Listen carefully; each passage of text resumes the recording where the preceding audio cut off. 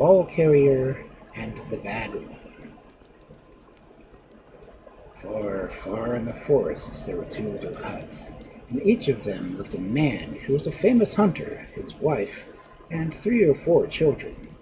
Now the children were forbidden to play more than a short distance from the door, as it was known that, away on the other side of the wood near the great river, there dwelt a witch who had a magic ball that she used as a means of stealing children. Her plan was a very simple one, and yet it never failed. When she wanted a child, she just flung her ball in the direction of the child's home, and however far off it might be, the ball was sure to reach it. Then, as soon as the child saw it, the ball would begin rolling slowly back to the witch, just keeping a little ahead of the child, so that he always thought he could catch it in the next minute. But he never did, and what was more, his parents never saw him again. Of course, you must not suppose that all the fathers and mothers who had lost children made no attempts to find them, but the forest was so large and the witch was so cunning in knowing exactly where they were going to search that it was very easy for her to keep out of the way. Besides, there was always a chance that the children might have been eaten by wolves, or large herds roamed around in the winter. One day the old witch happened to want a little boy, so she threw her ball in the direction of the hunters' huts. The child was standing outside, shooting at a mark with his bow and arrows, but the moment he saw the ball, which was made of glass whose blues and greens and whites, all frosted over, kept changing one into the other, he flung down his bow and stooped to pick the ball up. But as he did so, it began to roll very gently downhill. The boy could not let it roll away, and when it was so close to him, so he gave chase. The ball seemed always within his grasp, yet he could never catch it. It went quicker and quicker, and the boy grew more and more excited. That time he almost touched it. No, he missed it by a hair's breadth. Now, surely, if he gave a spring, he could get in front of it. He sprang forward, tripped and fell, and found himself in the witch's house. "Welcome, welcome, grandson," said she. "Get up and give yourself, you have a long walk, and I'm sure you must be tired." So the boy sat down and ate some food which she gave him in a bowl. It was quite different from anything he had tasted before, and he thought it was delicious. When he had eaten up every bit, the witch asked him if he had ever fasted. "No," said the boy. "At least I've been obliged to sometimes, but never if there was any food to be had."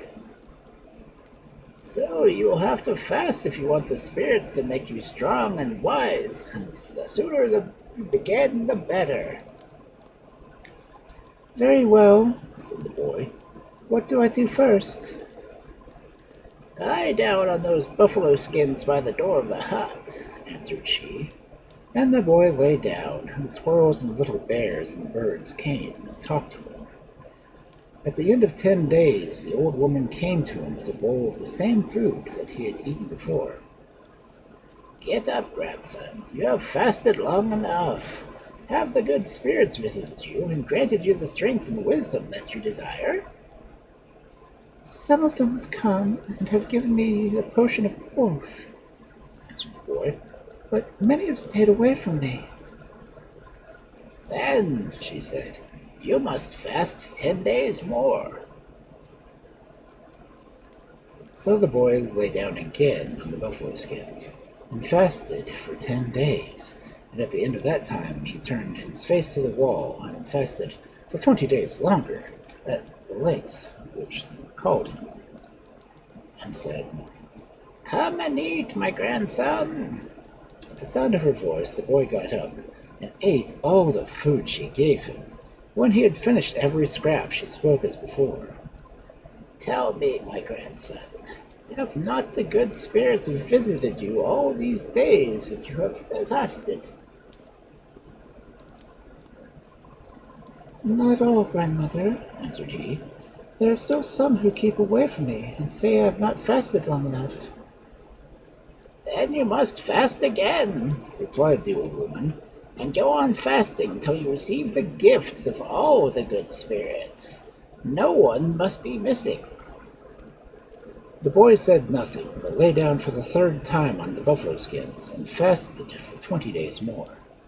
And at the end of that time the witch thought he was dead. His face was so white, his body so still. But when she had fed him out of the bowl, he grew stronger, and soon was able to sit up. You have fasted a long time, said she, longer than anyone ever fasted before. Surely the good spirits must be satisfied now. Yes, grandmother, answered the boy. They have all come, and have all given me their gifts. This pleased the old woman so much that she brought him another basin of food, and while he was eating it she talked to him. And this is what she said. Far away on the other side of the great river is a home of the Bad One. In his house is much gold, and what is more precious than even gold, a little bridge which lengthens out of the Bad One as he waves his hand, so that there is no river or sea that he cannot cross.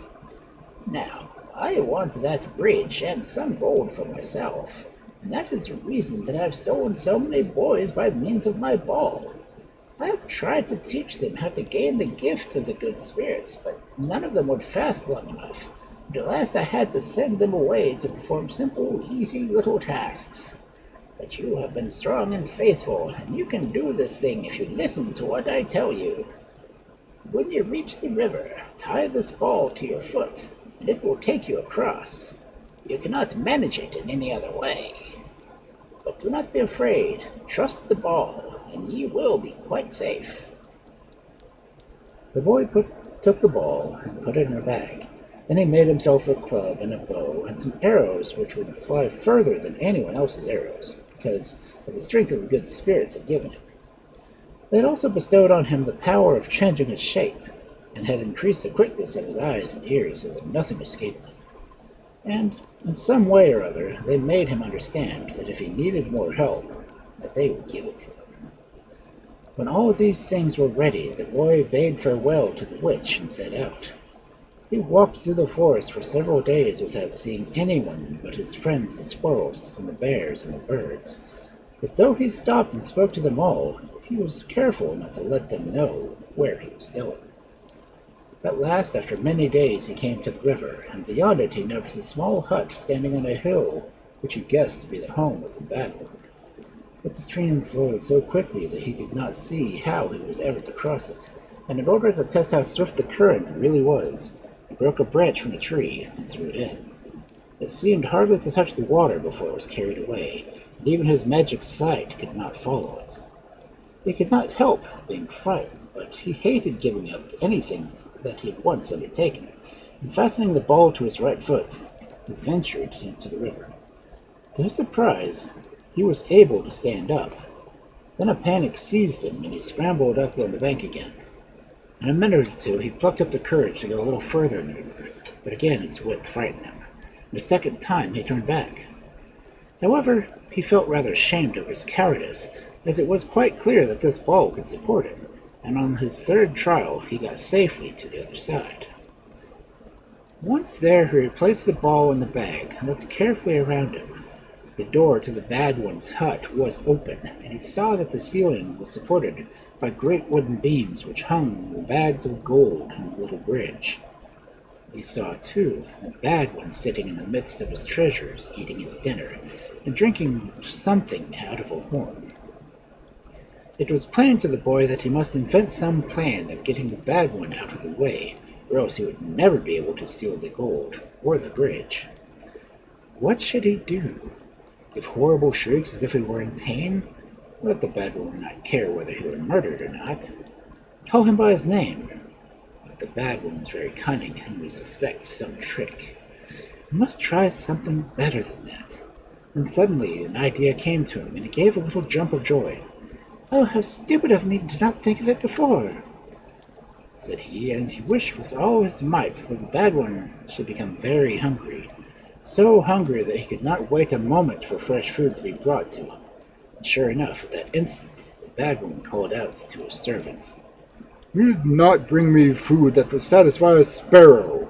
Fetch some more at once, for I am perfectly starving." Then, without giving the woman time to go to the larder, he got up from his chair and rolled, staggering from hunger, towards the kitchen. Directly the door had closed on the bagman, the boy ran in, pulled down a bag of gold from the beam, and tucked it under his left arm. Next he unhooked the little bridge and put it under his right. He did not try to escape, as most boys his age would have done, for the wisdom put into his mind by the good spirits taught him that before he could reach the river and make use of the bridge, the bad one would have tripped him by his footsteps and been upon him. So, making himself very small and thin, he hid himself behind a pile of buffalo skins in the corner, first tearing a slit through one of them so that he could see what was going on. He had hardly settled himself when the servant entered the room, and as she did so, the last bag on the beam fell to the ground, for they began to fall directly the boy had taken the first one. She cried to her master that someone had stolen both the bag and the bridge, and the bad one burst in, mad with anger, and bade her to go and seek for footsteps outside, that they might find out where the thief had gone.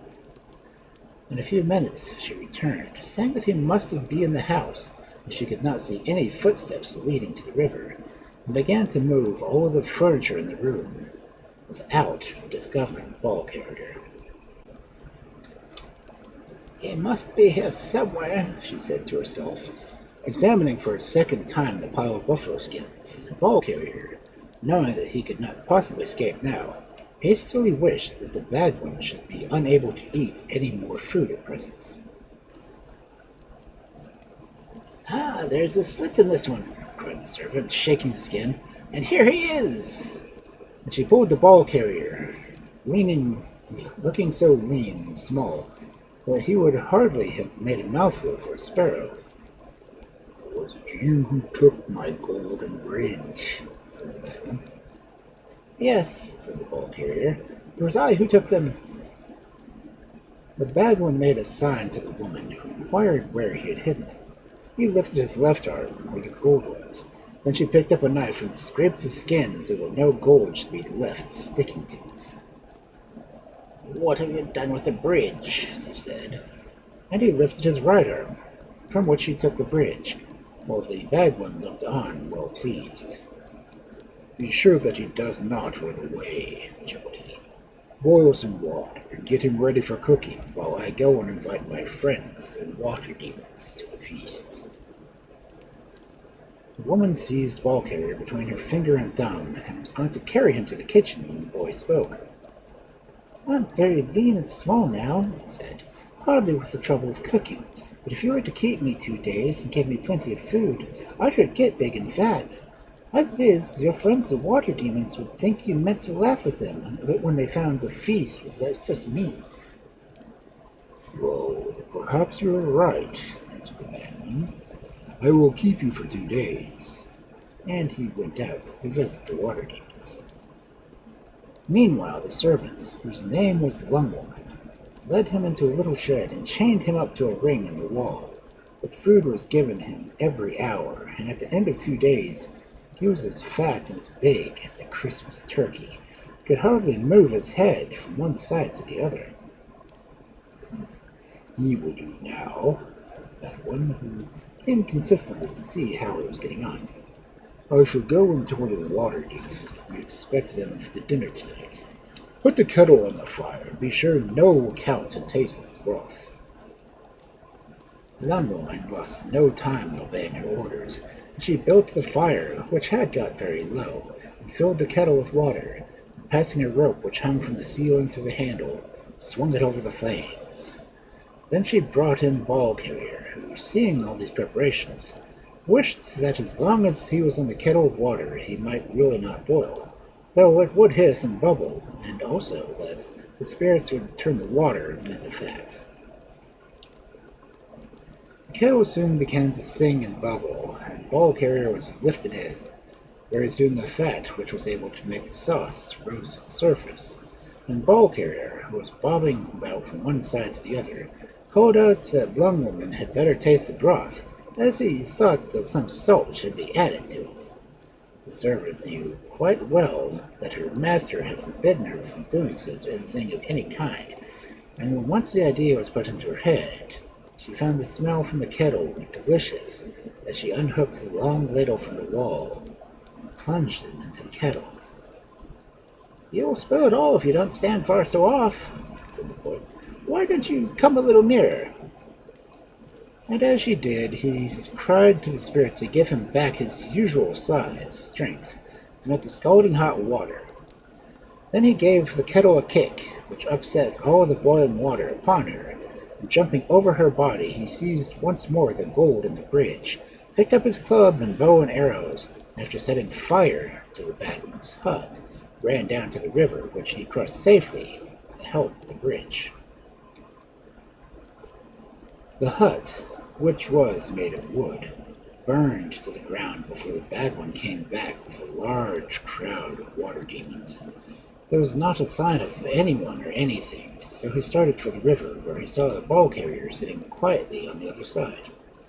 Then the Bad One knew what had happened, and after telling the water demons that he would be no feast after all, he called to Ball Carrier, who was eating an apple. "I know your name now," he said, "and as you have ruined me, and I am not rich any more, will you take me as your servant?" "Yes, I will, though you have tried to kill me," answered Ball Carrier, throwing the bridge across the water as he spoke. When the Bad One was in the midst of the stream, the boy wished it to become small, and the Bad One fell into the water and was drowned, and the world was rid of him.